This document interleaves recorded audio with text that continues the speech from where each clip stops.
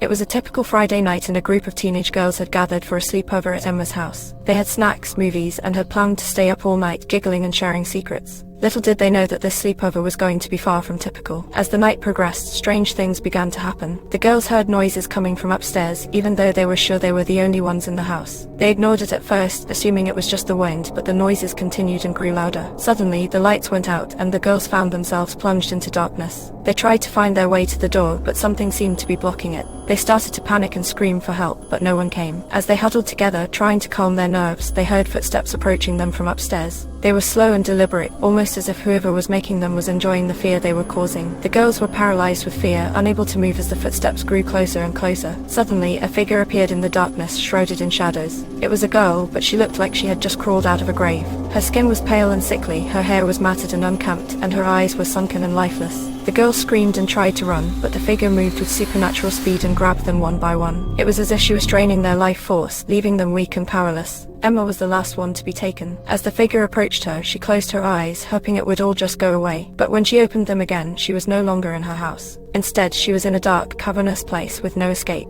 The other girls were nowhere to be seen, and Emma knew that she was all alone with the entity that had taken her. She tried to scream for help, but her voice was silenced by the darkness that surrounded her. As the hours passed, Emma's fear turned to madness. She knew she would never leave this place alive, and that she was doomed to be trapped in this nightmare forever. And as the sun rose on what was supposed to be a fun sleepover, Emma's friends and family were left wondering what had happened to her, and whether they would ever see her again.